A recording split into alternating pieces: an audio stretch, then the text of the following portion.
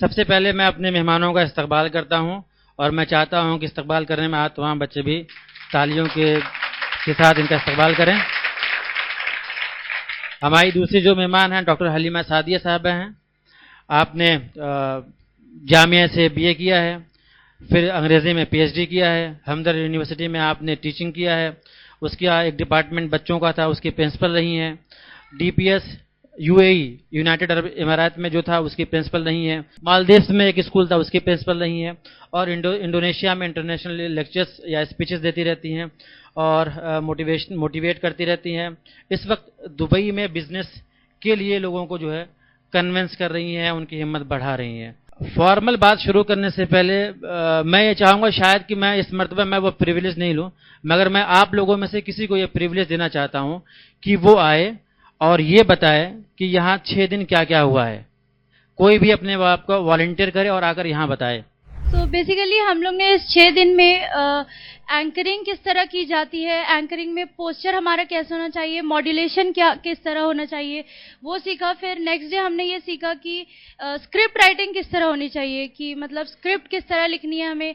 और उसके बाद हमने एडिटिंग, फोटोग्राफी, वीडियोग्राफी किस तरह करनी है, उसमें किस तरह हमें एडिटिंग करनी है। और आज हमने सोशल मीडिया के बारे में सीखा कि सोशल मीडिया के क्या क्या एडवांटेजेस हैं और डिसएडवांटेजेस हैं। हमने तीसरे दिन में कम्युनिकेशन स्किल भी सीखी थी कि हम अपने कम्युनिकेशन स्किल को कैसे अच्छा कर सकते हैं और क्या क्या ऐड कर सकते हैं उसमें। और आज हमने सोशल मीडिया के बारे में जाना कि सोशल मीडिया प्लेटफॉर्म क्या है, उनका कैसे यूज करना है और उनसे हमें क्या क्या नुकसान पहुंच सकते हैं। अपने मेहमान डॉक्टर हलीमा सादिया से रिक्वेस्ट करूंगा कि आप लोगों को जो इनके तजर्बात हैं और जो कुछ हमने आपको सिखाया है इन 5 दिनों में, चाहे वो न्यूज़ रूम एंकरिंग की बात करें हम, चाहे वो हम रिपोर्टिंग की बात करें, चाहे हम जो है न्यूज़ राइटिंग की बात करें, या फिर हम कम्युनिकेशन की बात करें, या वीडियोग्राफी की बात करें, या फोटोग्राफी की बात करें, या आज सोशल मीडिया की हम बात करें, ये कितना जो है इम्पैक्ट करता है कि इंसान की ज़िंदगी में।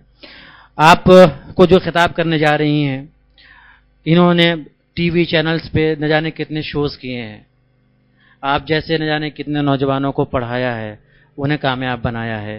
तो एक तजर्बा है, इस मुल्क की सरहद से लेकर बैरून मुल्क तक, इंटरनेशनल लेवल तक इन्होंने बच्चों को संवारा है, उनके करियर को बनाया है, उनको एक उड़ान दी है। तो मुझे उम्मीद है, मैंने इसी उम्मीद पे दावत दी है कि आप इनकी बातों को सुनेंगे, समझेंगे और उसे गांठ बांधेंगे, ताकि आप भी अपनी ज़िंदगी में वो उड़ान हासिल कर पाएं। डॉक्टर हलीमा सादिया। बिस्मिल्लाहिर्रहमानिर्रहीम। The twinkling stars of the future, the youth of this country, and ladies and gentlemen, a very good evening and assalamu alaikum to each one of you. So I have been instructed to speak in any of the languages, but since I want to speak from my heart, so I think mother tongue is going to be the better medium of communication. Do you all agree? Yes. Okay, तो मैं अपनी ज़बान में बात करूंगी आप सबसे। देखिए, आज से तकरीबन 40 साल पहले मैं भी यही हुआ करती थी जहां पे आप सब हैं, आंखों में सपने लिए हुए, जहन में एक उम्मीद थी कि कुछ ना कुछ तो बनना है। अब क्या बनना है वो तो ऊपर वाले के ऊपर छोड़ दिया था, लेकिन मेहनत करना है। सबसे पहले मुझे एक सपना दिया था मेरी वालदा मोहतरमा ने कि मुझे डॉक्टर बनना है। अब वो भी कैसे दिया, उन्हें भी कुछ खास ऐसा मेरे बारे में कुछ बहुत ज्यादा मालूम नहीं था कि मैं डॉक्टर कैसे बनूंगी। एक दिन मैं बहुत छोटी थी, 7-8 साल की थी, तो मैंने उनकी साड़ी बांध ली थी। जानते थे छोटे बच्चे, और मेरी वालदा साड़ी ही पहना करती थी, तो मैंने उनकी साड़ी बांध ली। और जैसे ही मैं रूम से बाहर आई तो मेरी नानी भी थी और मेरी वालदा भी थी, तो उन्होंने एक साथ ही कहा कि अरे तुम तो बिल्कुल डॉक्टर लग रही हो। मेरे अपीयरेंस से उन्होंने कहा कि तुम बिल्कुल डॉक्टर लग रही हो। तो फिर मेरी मम्मी ने कहा कि क्यों नहीं, ये डॉक्टर बन जाएगी। तो मेरे दिमाग में ये सपना चलता रहा कि मुझे तो डॉक्टर बनना है। लेकिन हालात ने वो दिन दिखाया कि जब मैं इंग्लिश मीडियम स्कूल में 5वीं तक पढ़ती थी और वो मुझे छोड़ना पड़ा, क्योंकि कुछ वहां पे बलवाइयों ने हमला कर दिया था हमारे होम टाउन में, कुछ फसाद हो गए थे।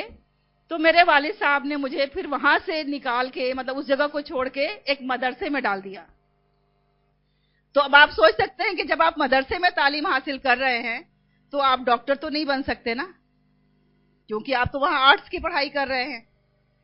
तो मैं बहुत रोई।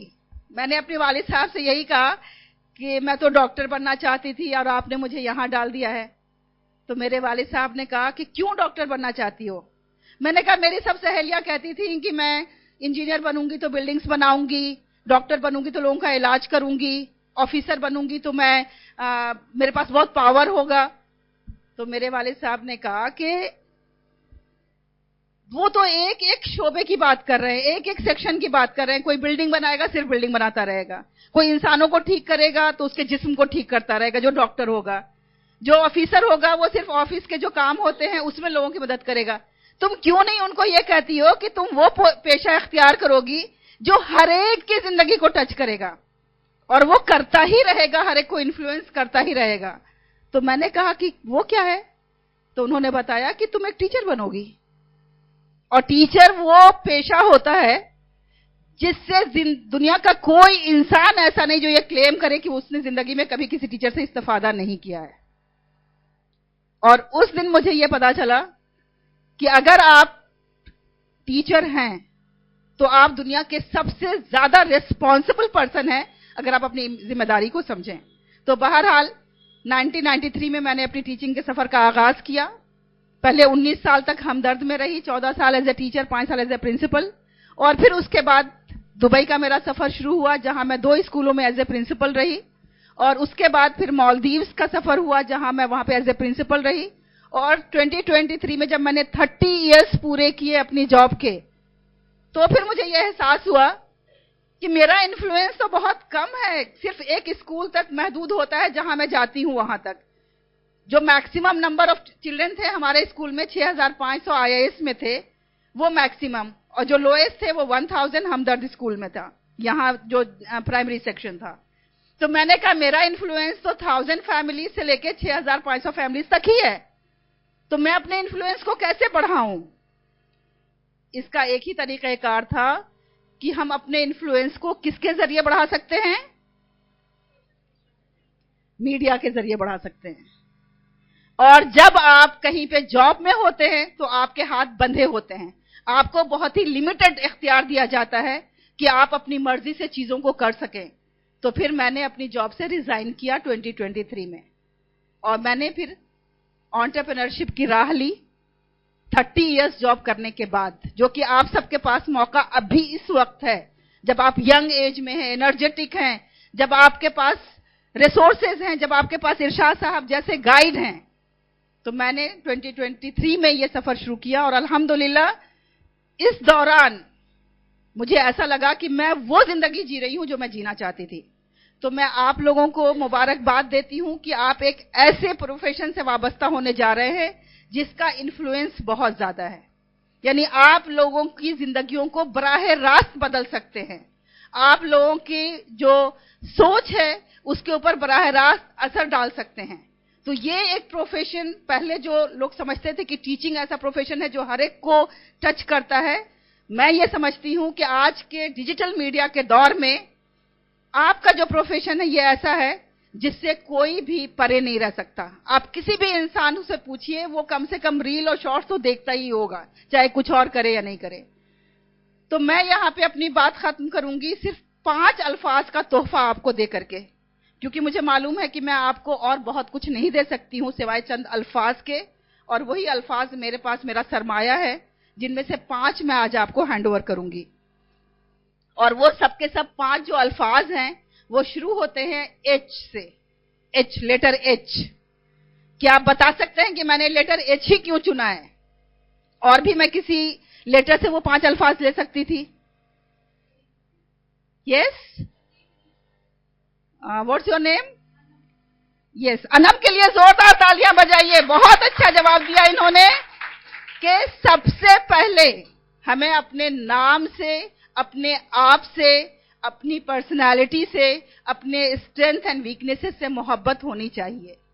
तो अगर हम अपने नाम के फर्स्ट लेटर को नहीं पसंद करेंगे तो यकीनी बात है कि फिर हम अपनी चीजों को नहीं पसंद कर पाएंगे, और जब हम खुद को पसंद करेंगे तभी हम किसी भी फील्ड में अच्छा कर सकते हैं। तो मैंने इसीलिए इसको चुना है। 5 चीजें हैं जो मैं बहुत मुख्तसरन आपको बताऊंगी और बात खत्म करूंगी। सबसे पहली चीज है होप विथ पर्पस। एक आंखों में उम्मीद हो मकसद के साथ कि मुझे जो करना है क्यों करना है, मैं मीडिया में हूं क्यों हूं, मेरा मकसद क्या है, मैं जर्नलिस्ट हूं तो क्यों हूं, मैं एंकर हूं तो क्यों हूं, मेरा मकसद क्या है। तो होप विथ पर्पस। सेकंड है हॉन योर स्किल्स, यानी जो आपको मीडिया के लिए स्किल्स चाहिए जो इन्होंने सिखाया है 6 दिन के अंदर, एंकरिंग कैसे करना है, एडिटिंग कैसे करना है, वीडियोस कैसे बनाने हैं, शॉर्ट्स कैसे बनाने हैं, आपको कम्युनिकेशन कैसे करना है, आपको लिखना कैसे है, आपको बोलना कैसे, आपको ओकेजन्स के हिसाब से कैसे अपने आप को, अपनी राइटिंग्स को मॉडिफाई करना है, ये होता है हॉन योर स्किल्स। जो मीडिया से रिलेटेड आपके स्किल्स हैं उसमें आप एक्सपर्ट हो। कोई ये ना कहे कि अरे ये कैसा कंटेंट राइटर है जिसको ये पता ही नहीं कि हम लिख रहे हैं कंटेंट मदनपुर खादर के लिए और ये मिसाल दे रहा है यूएसए की, तो बिल्कुल इररिलेवेंट हो गया ना। तो दूसरा है हॉन योर स्किल्स, आपकी जो स्किल्स होनी चाहिए मीडिया की उसमें महारत हासिल करें। तीसरा है hold up to your values, कभी भी वैल्यू सिस्टम पे कॉम्प्रोमाइज नहीं करना है। ये वैल्यूज आपको जिंदगी में एक रास्ता दिखाते हैं, आपको ये समझाते हैं कि आपको दाएं जाना है, बाएं जाना है या सीधे जाना है। और चौथा एच है humility will open the doors. ऐसे ऐसे मैंने मीडिया के लोग देखे हैं जिनके अंदर सलाहियत तो कुछ नहीं है लेकिन इतना एरोगेंस दिखाते हैं। सिर्फ किस लिए एरोगेंस दिखाते हैं बताइए, क्यों एरोगेंस दिखाते हैं? वो टीआरपी के चक्कर में दिखाते हैं। और इंडियन मीडिया तो पूरे ग्लोबल लेवल पे बदनाम हो चुका है इस मामले में। ये एक ड्रामा क्रिएट करते हैं, तो हमें ड्रामा नहीं क्रिएट करना है। हमारा मकसद क्या है? हमारा मकसद है लोगों को सच्चाई दिखाना, लोगों को हकीकत दिखाना, लोगों के माइंडसेट को तब्दील करना, लोगों को पॉजिटिव बनाना, ये हमारा मकसद है। तो इसीलिए ह्यूमिलिटी हमारे अंदर होनी चाहिए। हम किसी के ऊपर हावी थोड़ी हो रहे हैं। मालूम होता है कि बड़े बड़े वहां पे लोग बैठे होते हैं, बड़े बड़े प्रोफेसर्स, लेक्चरर्स, बड़े बड़े इंडस्ट्रियलिस्ट, और जो एंकर होता है वो सोचता है कि जैसे मैं इन सब पे हावी हो जाऊं। अरे आप एक एंकर ही तो हो ना, आप क्यों ऐसा एरोगेंस शो कर रहे हो कि जैसे आपके सामने वो कुछ नहीं है, उनकी हर बात को काट रहे हो, हर बात को काट रहे हो। So we have to have humility कि हम खिदमत कर रहे हैं, और खिदमत में जितनी खाकसारी होगी उतनी कामयाबी होगी। और जो लास्ट बात मैं कहना चाहती हूं, वो लास्ट बात क्या है कि हमें हेल्प करना है लोगों की, ना कि हाइप क्रिएट करना। आप में से कितने लोग वायरल होना चाहते हैं? आप में से कितने लोग शॉर्ट्स बनाते हैं वायरल होने के लिए, वीडियो बनाते हैं वायरल होने के लिए? हाँ ठीक है, यू आर फ्री टू से यस। देखिए, अगर आप वायरल होने के लिए कुछ बना रहे हैं तो वो सोच तब्दील करना है। लेकिन अगर आपका कंटेंट ही इस लायक है कि आपने कोई ऐसी सच्चाई दुनिया के सामने दिखाई जो हर एक को अपील कर रही है, तो आप खुद ब खुद वायरल हो जाएंगे। लेकिन आपको वायरल होने के लिए वैल्यूज पे कॉम्प्रोमाइज करके कुछ ऐसा कंटेंट नहीं क्रिएट करना है जिसमें कोई सच्चाई नहीं है, जिसका कोई बेस नहीं है, और सिर्फ आप ये चाहते हैं कि मुझे वायरल होना है, इसके लिए आपने क्रिएट किया है। तो उस सोच को तब्दील करने की जरूरत है। So we have to help, not to create hype. तो ये 5 एच हैं जिसका तोहफा मैं आपको दे रही हूं, और मेरी बहुत बहुत दुआएं आपके साथ हैं, नेक ख्वाहिशात आपके साथ हैं। मेरे प्यारे बच्चों और बच्चियों, आप सब के लिए बहुत ही दरख्शा मुस्तकबिल आगे इंतजार कर रहा है। हमने जो भी मीडिया पे काम किया, थोड़ा बहुत जो शाह साहब ने बताया कि हमने जी सलाम ईटीवी और तहजीब चैनल और इनके सदा टाइम्स के साथ भी जो भी काम किया है, वो सिर्फ सेल्फ लर्निंग से किया है, ट्रायल एंड एरर मेथड पे। हमने कहीं से इसका कोर्स नहीं किया। लेकिन आप सब खुश नसीब हैं कि जो आप कोर्स कर रहे हैं, तो आप हमसे बेहतर हैं इस फील्ड में, और आपको बेहतर होना चाहिए। ये आप हमेशा जहन में रखें, क्योंकि आपने इसके स्किल्स को सीखा है, उसे आपको बरतने की जरूरत है। तो मैं अपने फेवरेट शेर पे अपनी बात को खत्म करती हूं। मेरा फेवरेट शेर है, सितारों से आगे जहां और भी हैं, अभी इश्क के इम्तिहान और भी हैं। कनात न कर आलमे रंगो बू पर, चमन और भी आशियां और भी हैं।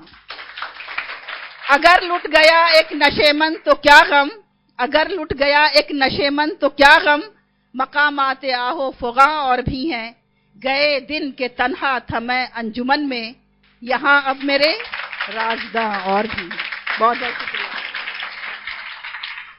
अभी हम सुन रहे थे डॉक्टर हलीमा सादिया साहिबा को, जिन्होंने आपके अंदर हौसला पैदा किया और एक एनर्जी दी आपको कि आपको भी अपनी पहचान बनानी होगी, आपको सेल्फलेस होना पड़ेगा, आपको जो अपना कंटेंट बनाना होगा वो कीमती बनाना होगा, वो सिर्फ और वायरल के लिए नहीं बनाना होगा, क्योंकि आप जो बात कहते हो वो एक असर रखती है।